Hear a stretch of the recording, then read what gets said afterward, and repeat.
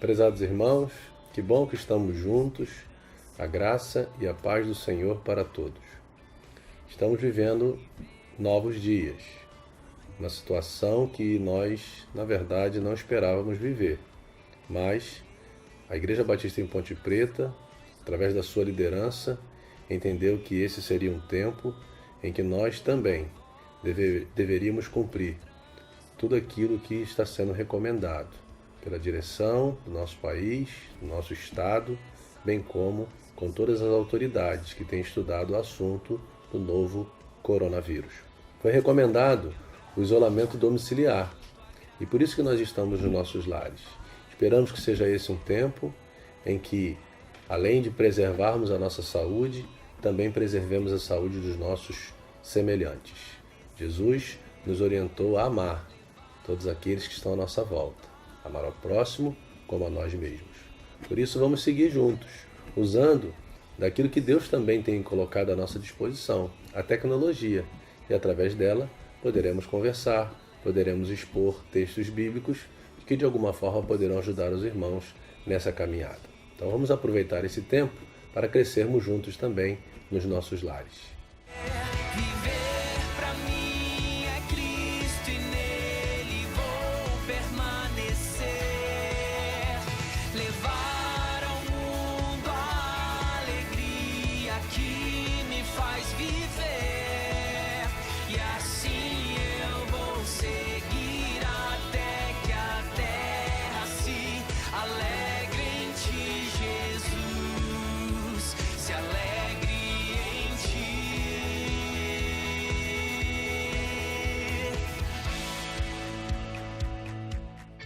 Nossa reflexão de hoje será no Evangelho de Mateus, capítulo 8, dos versículos de 1 a 4. Quando Jesus desceu do monte, grandes multidões o seguiam. Então veio um leproso e, ajoelhando-se, disse: Senhor, se quiseres, podes purificar-me. Jesus estendeu a mão e o tocou, dizendo: Quero ser purificado. No mesmo instante, ele foi purificado da lepra. Então Jesus lhe disse: Olha, não contes isso a ninguém, mas vai mostrar-te ao sacerdote e apresenta a oferta que Moisés estipulou, para que lhes sirva de testemunho. Após os ensinos do Sermão do Monte, Mateus registrou o poder de Jesus capaz de transformar vidas. Os primeiros milagres realizados por Jesus demonstraram que ele era o Messias, o Filho de Deus.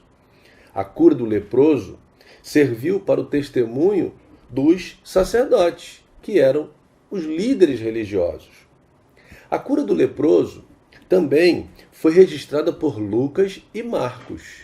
E Marcos fez questão de destacar a compaixão de Jesus por aquele homem.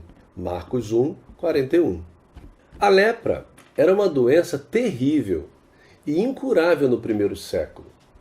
Um leproso, ele era separado do convívio social. E, dentre as suas tristezas, estaria o fato de ficar longe da sua família. Você já imaginou a situação? Era assim que esse homem vivia.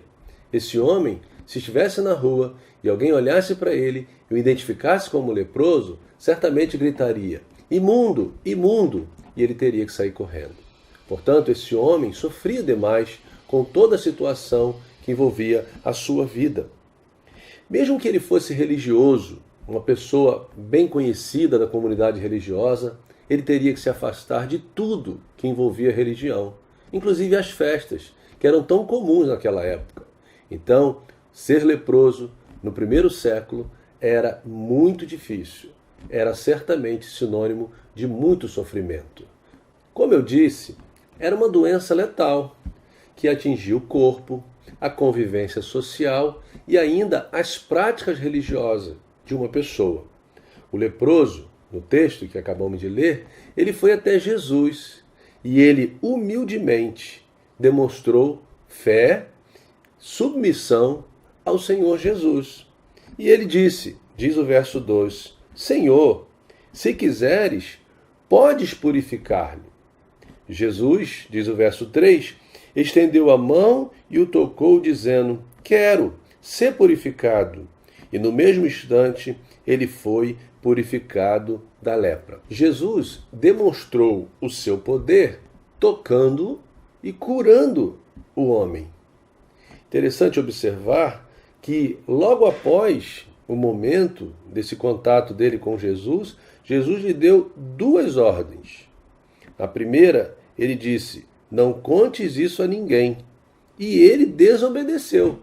Marcos, capítulo 1, verso 45, deixa claro que ele não conseguiu se conter e acabou contando o que havia acontecido com ele às outras pessoas. Diz o texto que ele, porém, saindo dali, ou seja, do contato com Jesus, começou a tornar público o que havia ocorrido e a divulgá-lo por toda a parte. A outra ordem que Jesus deu para esse homem foi que ele deveria se apresentar ao sacerdote. Mas vai, mostra-te ao sacerdote e apresenta a oferta que Moisés estipulou para que lhes sirva de testemunho. Conforme o livro de Levítico, no capítulo 13 e 14, que você pode ler aí na sua casa, você vai ver que haviam regras específicas acerca das pessoas, ou para as pessoas, ou para a convivência com as pessoas que tivessem então essa doença, acometidos da lepra.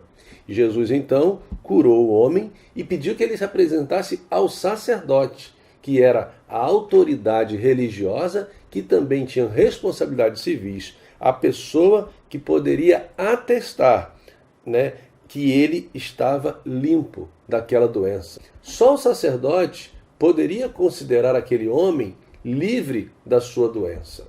Só o sacerdote poderia autorizar o convívio daquele homem para a sociedade. Estamos falando então de um homem enfermo que foi humildemente até Jesus, prostrou-se diante de Jesus e pediu a Jesus que o curasse.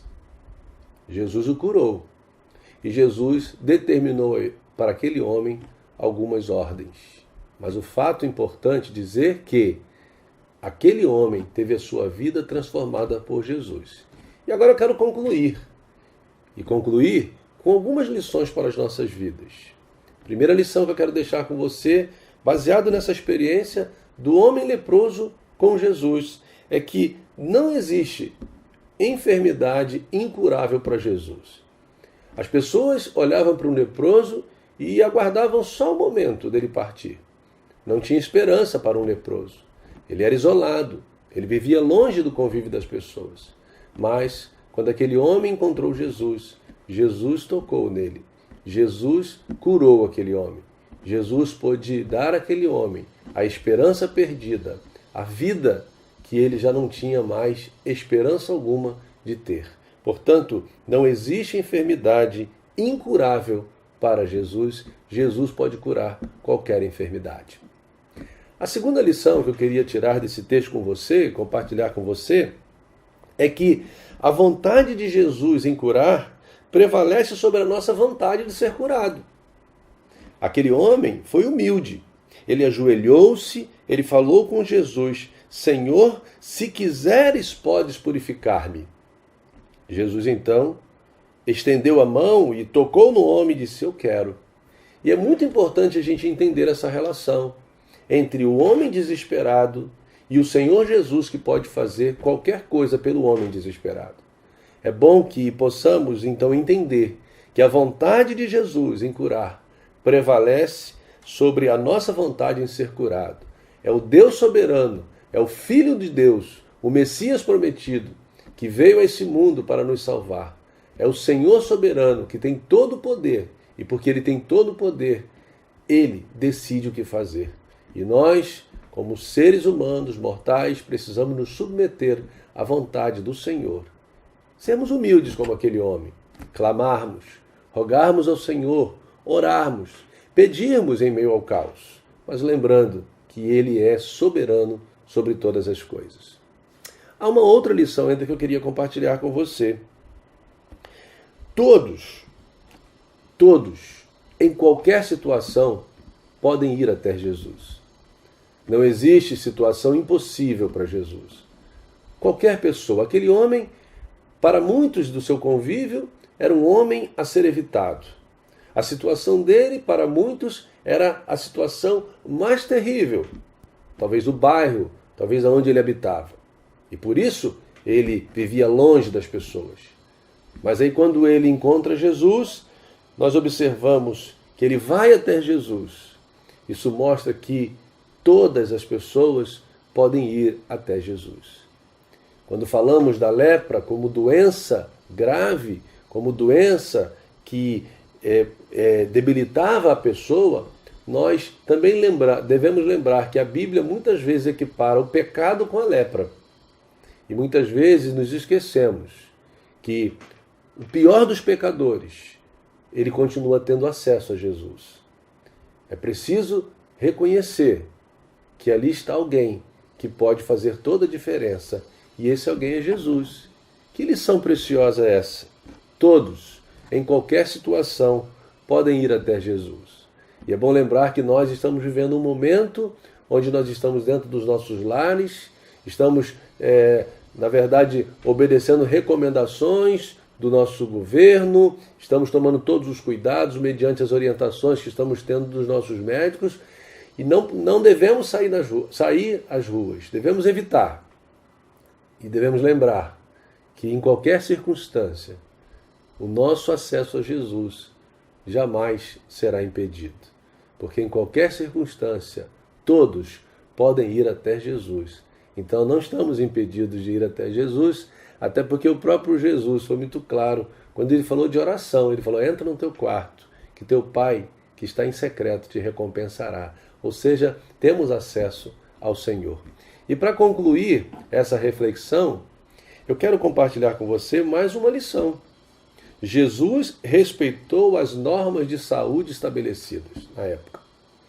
Jesus curou aquele homem. Jesus poderia ter abraçado aquele homem, saído com aquele homem, convidado aquele homem para ser um dos seus discípulos, para caminhar com ele, se assim fosse o desejo dele, para que estivesse junto ao seu povo, aquelas pessoas que caminhavam, ou até mesmo junto à multidão. Mas Jesus deu a seguinte ordem para aquele homem: vai mostrar-te ao sacerdote e apresenta a oferta que Moisés estipulou. Jesus diz para aquele homem, vai e apresenta-se ao responsável que atestará diante da comunidade, da sociedade, que você está saudável.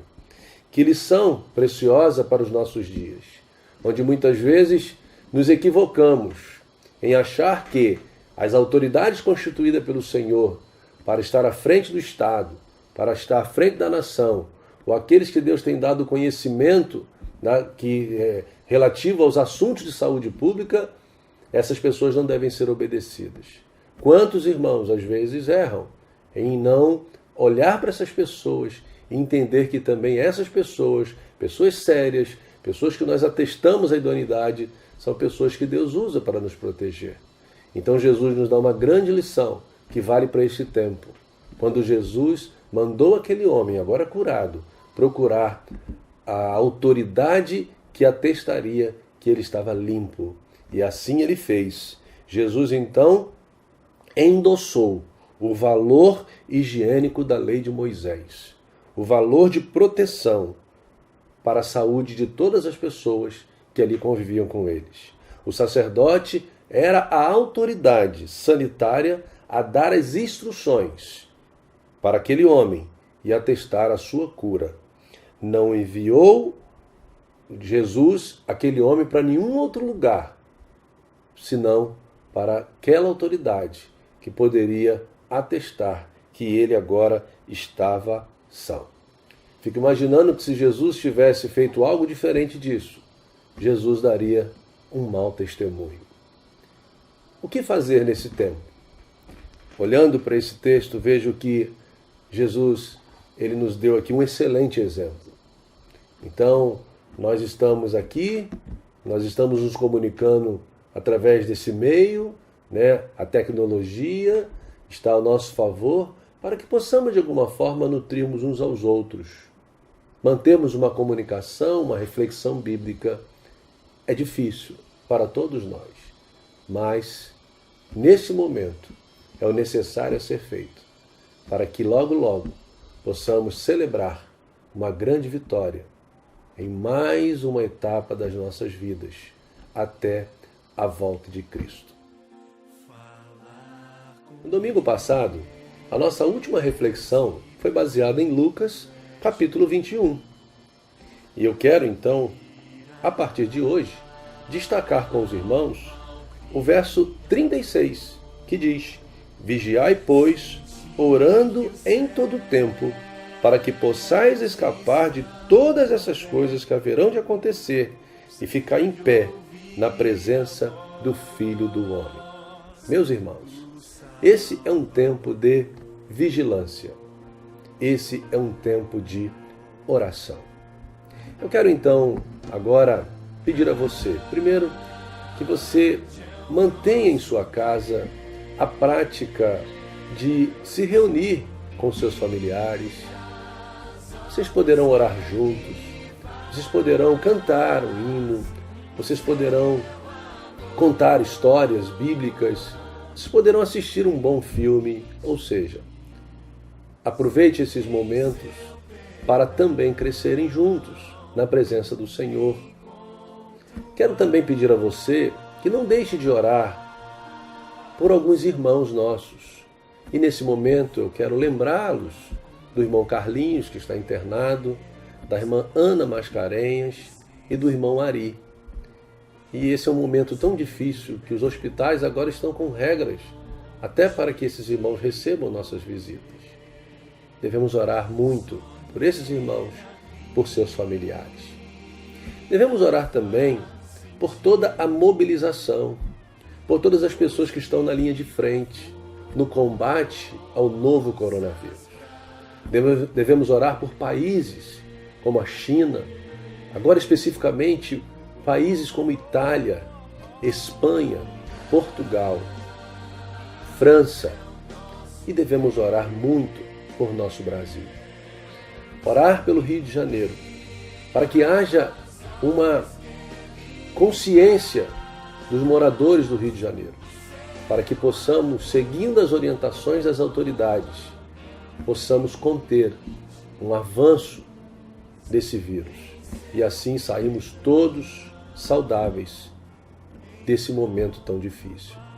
Quero lembrar a vocês todos que existem pessoas que carecem muito do nosso cuidado e de uma atenção especial.